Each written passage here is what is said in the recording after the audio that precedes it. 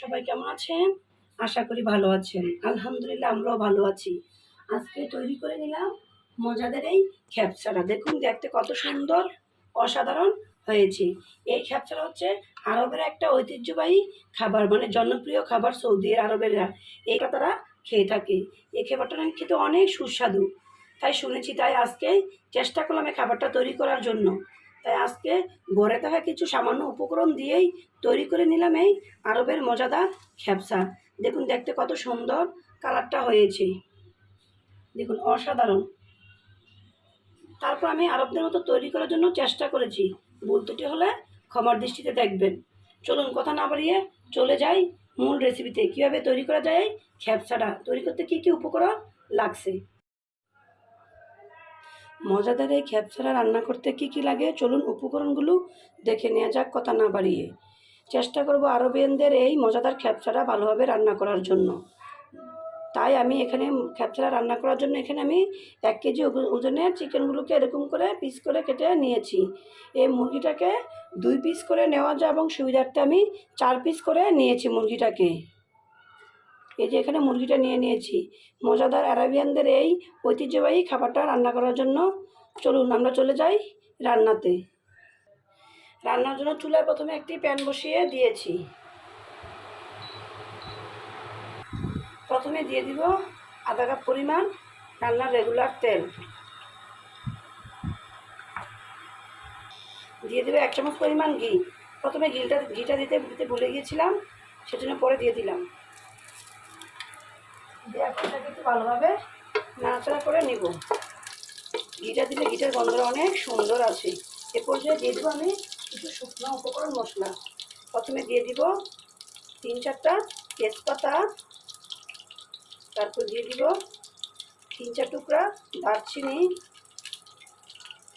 কয়েক টুকরো এলাচ, কয়েক টুকরো লবঙ্গ দিয়ে মশলাটা একটু ভালোভাবে ভেজে নিতে হবে।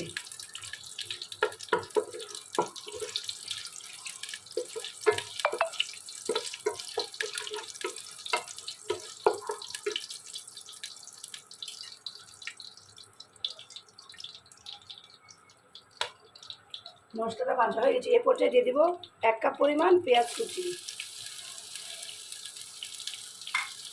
পেঁয়াজ কুচিটা দিয়ে ভালোভাবে ভেজে নিতে হবে। পেঁয়াজটা হালকা সিদ্ধ হয়ে গিয়েছে। এ পর্যায়ে দিয়ে দেবো আমি বিভিন্ন উপকরণগুলো। যেমন আমি এখানে প্রথমে নিয়ে নিব এখানে যে লেবুর খোসা। শুকনো লেবু না থাকলে আপনি লেবুর খোসাটাকে এরকম গ্রেড করে দিতে পারবেন। দিয়ে দেবো লেবুর খোসাগুলো। লেবুর খোসা দেওয়া হয়ে গেলে এ পর্যায়ে দিয়ে দিব লবণ, পরিমাণ মতো লবণ। এখানে দিয়ে দেবো আমি 2 টেবিল চামচ পরিমাণ 2 টেবিল চামচ পরিমাণ লবণ। লবণ দেওয়ার পরে আমি এখানে দিয়ে দিব এখানে যে একটা টমেটোকে আমি ছোলকা ছাড়িয়ে ভালো করে এই যে গ্রেড করে রেখেছি, এই টমেটোটা দিয়ে দেবো এই পর্যায়ের ভিতরে। টমেটো দেওয়া হয়ে গেলে আমি দিয়ে দেবো এখানে আমি গাজর কুচি করে রেখেছিলাম। এই যে এখানে গাজর কুচি করে রেখেছি, দিয়ে দিব গাজরটাকে। দিয়ে হালকা করে ভালো করে নাড়াচাড়া করে মিশিয়ে নেব।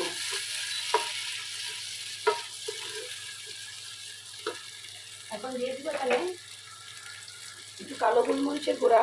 যেহেতু আমি কালো গোলমরিচটা আস্তা ব্যবহার করে নিই, তাই এখানে 1 টিস্পুন চামচ পরিমাণ কালো গোলমরিচ দিয়ে দিলাম। দিয়ে দিব ভাজা জিরের গুঁড়া ও ধনিয়ার গুঁড়া 1 চামচ পরিমাণ।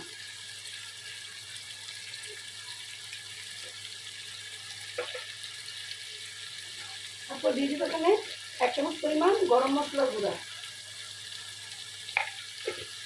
দিয়ে একটু ভালোভাবে মিশিয়ে দিতে হবে।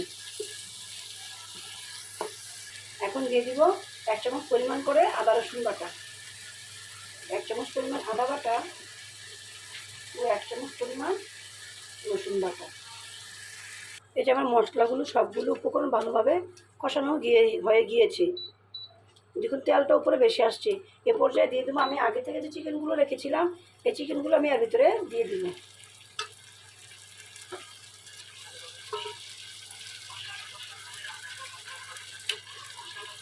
ভালোভাবে মশলাটা কষানো হয়ে গিয়েছে। এ পর্যায়ে দিয়ে দিলাম আমি চিকেনগুলো। এই চিকেনগুলোকে একটা মুরগিকে 2 পিস করেও দেওয়া যায়, আবার 4 পিস করে দেওয়া যায়। আমি রান্নাও পায়ের সুবিধার্থে 4 পিস করে দিয়েছি, আপনারা 2 পিস করে নিলেও পারবেন। এখন এই মুরগিটাকে ভালোভাবে একটু কষিয়ে নেব, এই মশলার সাথে মিশিয়ে কষিয়ে নেব। এখন মুরগিটা একটু ভালোভাবে এক পাশ হয়ে যাওয়ার পরে অন্য পাশে হওয়ার জন্য উল্টিয়ে দিই। এই যে আমার মুরগিটা ভালোভাবে কষানো হয়ে দিয়েছি।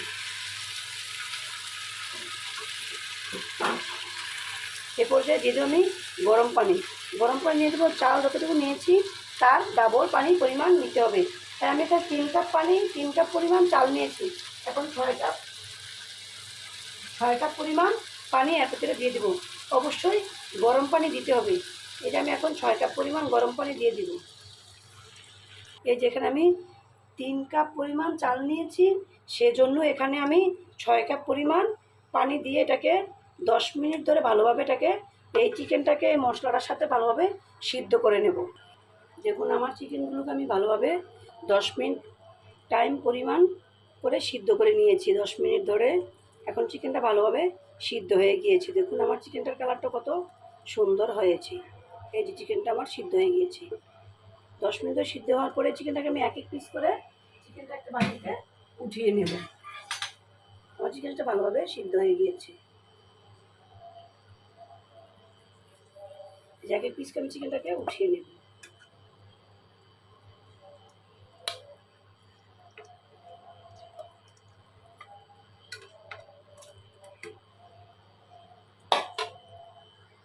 আমার চিকেনগুলো উঠানো হয়ে গিয়েছে।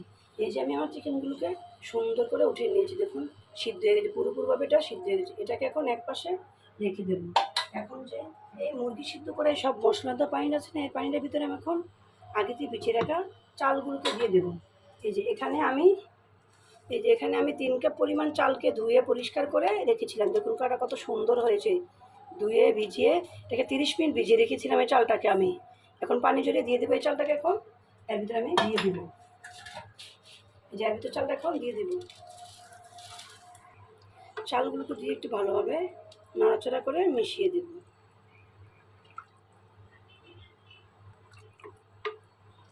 মিশানো হয়ে গেলে এখন এটাকে ঢাকনা দিয়ে রেখে দেবো 10 মিনিটের জন্য। 10 মিনিট পরে ঢাকনাটা উঠিয়ে দিয়ে একটু ভালোভাবে নাড়াচাড়া করে দেবো। দেখুন আমার পানিটা শুকিয়ে আসতে এখন মাখা মাখা হয়ে গিয়েছে। এ পর্যায়ে চুলা আঁচটাকে একটু কমিয়ে দেবো। এই যে আপনাদের কাছ থেকে দেখিয়ে দিচ্ছি যে আমি চালটা দেখুন কত সুন্দর হয়েছে। চালটা আমার সিদ্ধ হয়ে এসেছে। এই যে দেখুন চালটা ভিজিয়ে রাখার কারণে ডাবল লম্বা হয়ে ফুলে ডাবল হয়ে গিয়েছে এবং কালারটা কত সুন্দর হয়েছে। দেখুন গড়ে থাকা সামান্য কিছু উপকরণ দিয়েই খ্যাপসা তৈরি করে যায়। আরবদের ট্রেডিশনাল খুবই একটা জনপ্রিয় খাবার এই খ্যাপসা। তাই আজকেও আমি চেষ্টা করেছি এই খ্যাপসাটাকে বাসায় গড়ে থাকা সামান্য কিছু উপকরণ দিয়ে তৈরি করার জন্য। এ পর্যায়ে চুলা আঁচটাকে কমিয়ে দেব। এ পর্যায়ে দেখুন আমার চালটা কত সুন্দর পানিটা শুকিয়ে গিয়েছে। এ পর্যায়ে চুলাটা বন্ধ করে দিয়ে ঢাকনা দিয়ে এটাকে আমি উঠিয়ে রেখে দেবো 10 মিনিটের জন্য। চালটা শেষ করে এখন নিয়ে নিব এই যে চিকেনটাকে, যে আমি আগে থেকেই সিদ্ধ করে উঠিয়ে রেখেছিলাম চিকেনটাকে। এই চিকেনটাকে এখন ভাজার জন্য চলে যাব। সেজন্য প্রথমে এখানে দিয়ে দিতে হবে এই চিকেনটাকে এখন একটু লেবু রস দিয়ে একটু ম্যারিনেট করে নিব। লেবু রস দিয়ে চিকেনটাকে একটু গ্রিল করে নিলেই অনেক সুন্দর একটা ফ্লেভার আসে, কালারটা দারুণ আসে, খেতে অনেক মজা হয়। 1 চামচ পরিমাণ লেবু রস দিয়ে দিলাম। তারপর এখানে দিয়ে দিব অল্প একটু পরিমাণে কালো গোলমরিচের গুঁড়াটা এবং লেবুটা দিয়ে একটু ভালোভাবে মাখিয়ে নেব। আমি একটু দিয়ে ভালোভাবে মাখিয়ে নেব, হালকা করে আলতো করে মাখিয়ে দেবো। মাখিয়ে নেওয়া শেষে এখন চলে যাবো চিকেনটাকে ভাজার জন্য। চুলে একটা প্যান বসিয়ে দিয়েছি, দিয়ে এখন এখানে দিয়ে দেবো আধা চামচ পরিমাণ একটু ভালোভাবে নাড়াচাড়া করে নেব, গিটার সাথে মিশিয়ে নেব। এখন চুলা আঁচটাকে মিডিয়াম আঁচে রেখে এই চিকেনগুলোকে একটু হালকা করে ব্রাউন করে ভেজে নিতে হবে। ভেজিটা দেওয়া হয়ে গেছে। এ পর্যায়ে আমি আগে থেকে চিকেনগুলো সিদ্ধ করে রেখেছিলাম, এই চিকেনগুলোকে এক এক করে ফেলে দেবো। এই যে আমার চিকেনগুলো দেওয়া হয়ে গেছে। এখন এপিসিতে দোনো পাশে ঘুরে একটু হালকা করে ব্রাউন করে ভেজে নিতে হবে। চিকেনগুলো এক পাশ ভাজা হয়ে গিয়েছে। এখন এটাকে উল্টিয়ে ভালোভাবে ভাজার জন্য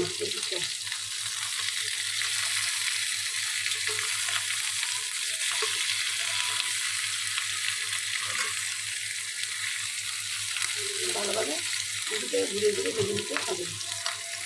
এই যে দেখুন আমার চিকেনগুলো ভালোভাবে হালকা ব্রাউন কালার করে ভাজা হয়ে গিয়েছে।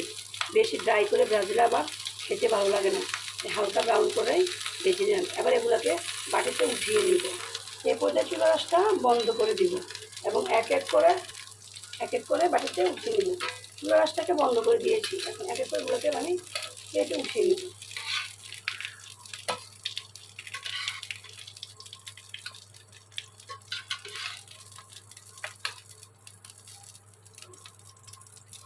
এই যে দেখুন সবগুলো উঠানো হয়ে গিয়েছে, রেখে দেবো।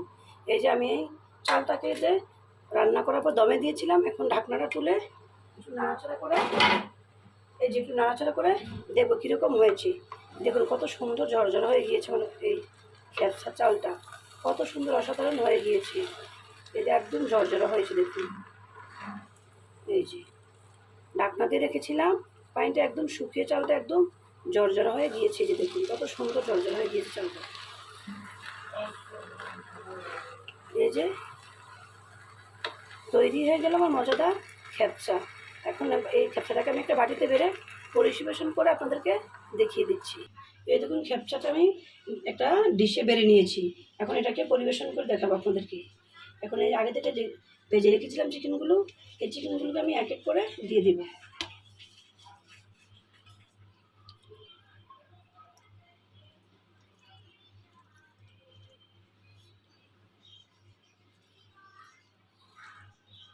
এগুলো দেওয়া হয়ে গিয়েছে। এখন এখানে আমি আগে থেকে ভেজে রেখেছিলাম কিছু কিশমিশ এবং কিছু বাদাম, এগুলোকে এখন আমি দিয়ে দেবো এক এক করে বাদামগুলোকে।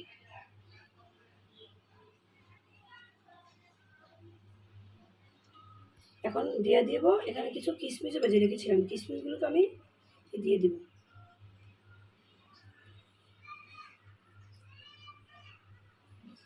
এগুলো দেওয়া হয়ে গেছে। তারপর এখানে আমি কিছু শশাকে কেটে রেখেছি এর সাইডে দেওয়ার জন্য, সুন্দর করে সাজিয়ে দেওয়ার জন্য। এখন আমি শশাগুলোকেও দিয়ে দেবো সুন্দর করে সাইডে সাইডে ভাজ ভাজ করে। তারপর এখানে আমি কিছু টমেটো রেখেছি, টমেটোগুলোকে আমি কেটে রেখেছি, এখন দিয়ে দেবো সুন্দর করে টমেটোগুলোকে।